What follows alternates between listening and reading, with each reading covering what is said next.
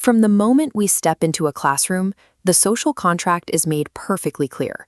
Score high, memorize the material, and you'll secure your future. For those who consistently pull average or failing grades, this expectation creates a quiet, persistent anxiety. Every subsequent report card feels like a permanent stamp of mediocrity. But consider whether the metrics we use to measure potential are completely detached from the reality of how wealth and security are actually generated. By demanding competence across a dozen different subjects, we accidentally ignore the underlying mechanics of how exceptional lives are actually built. Take a young student named Sam. He came from a highly affluent family, but his academic record was disastrous. He simply couldn't force himself to care about the standard curriculum. His father bypassed the usual route of grounding him or hiring expensive tutors and opted for a radically different approach. He handed Sam a list of 3 names. Sam had to find these 3 individuals and document the specific set of skills they used to build their careers. His father designed this as a calculated exercise in unlearning. The objective was to strip away the artificial rules of the classroom and expose Sam to the actual demands of the market.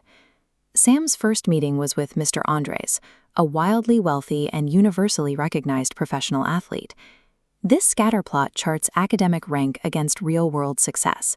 You would expect high grades to match high success, but Andres' data point drops at the extreme low end of the academic scale, while spiking incredibly high on the vertical axis. He ranked 38th in his class and had virtually 0 academic aptitude. Sam's second interview yielded identical results.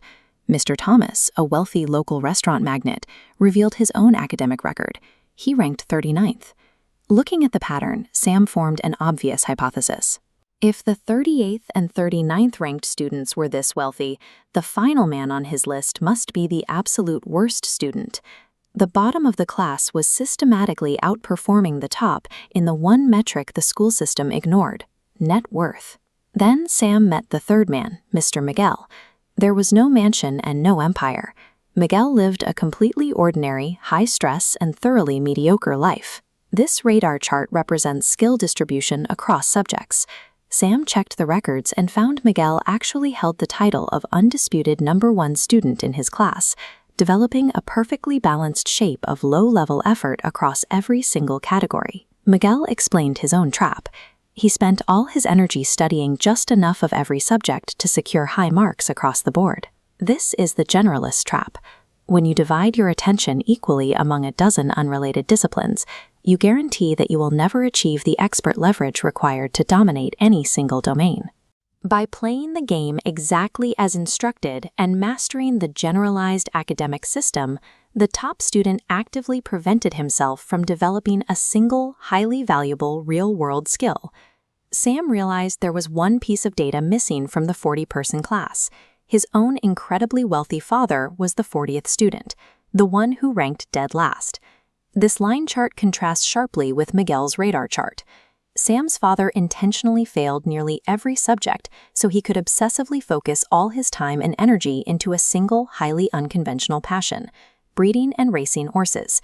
By ignoring geography and math, he became the only person in the province who understood equine genetics well enough to build a breeding monopoly.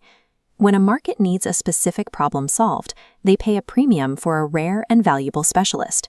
This narrow, extreme mastery allows you to command prices that generalists can't dream of.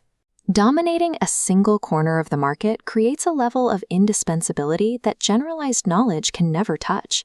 If you are exhausted by the pursuit of universal perfection, stop following the generalized crowd. A report card is a measure of compliance, not capability. Look at your own habits and identify that one singular interest you keep returning to. Take that unique obsession and commit to uncompromising expertise in that single area. What is your true passion? What is the one specific skill that separates you from the generalists? Tell us in the comments below. Focus your energy, ignore the pressure to be perfectly average, and until next time, stay patient, stay grateful, and keep moving forward in life.